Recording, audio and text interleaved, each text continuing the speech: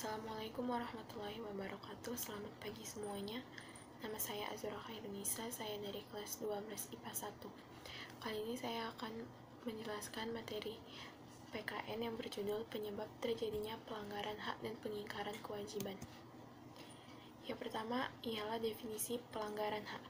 Pelanggaran hak merupakan setiap perbuatan seseorang atau sekelompok orang, termasuk aparat negara, baik yang disengaja maupun tidak sengaja, atau kelainan yang secara hukum mengurangi, menghalangi, membatasi, dan atau mencabut hak seseorang. Sedangkan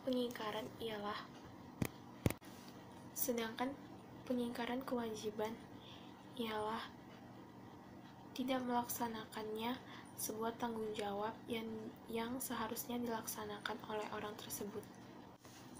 Hak dan kewajiban tersebut telah diatur dalam Undang-Undang Dasar Negara Republik Indonesia tahun 1945. Di antaranya ialah pasal 27 ayat 2 yang menjelaskan tentang pekerjaan dan penghidupan yang layak bagi manusia.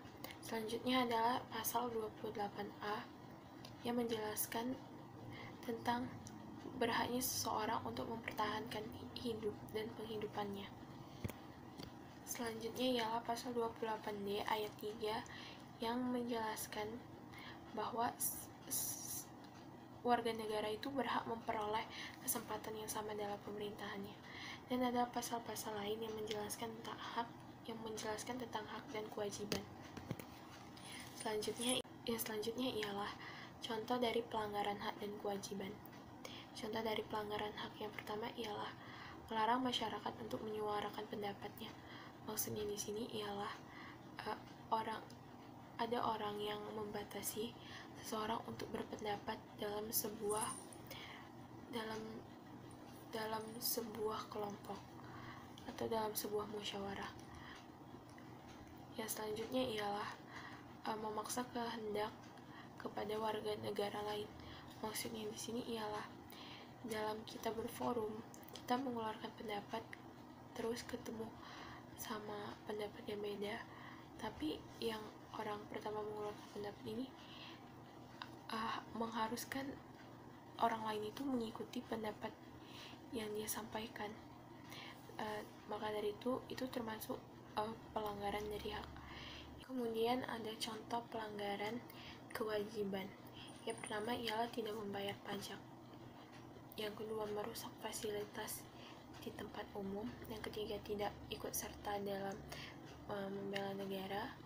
Yang selanjutnya ialah melanggar lalu lintas, dan yang terakhir ialah melakukan tindak korupsi.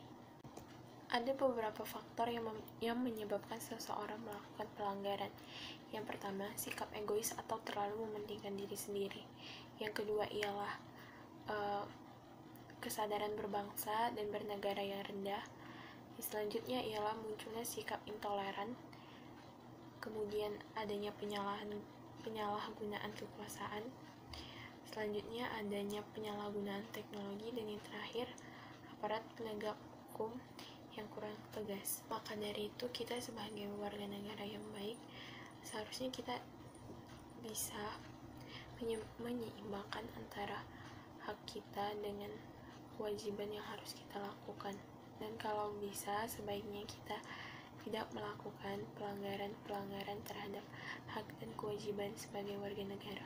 Ini saja yang dapat saya sampaikan, lebih kurangnya saya mohon maaf.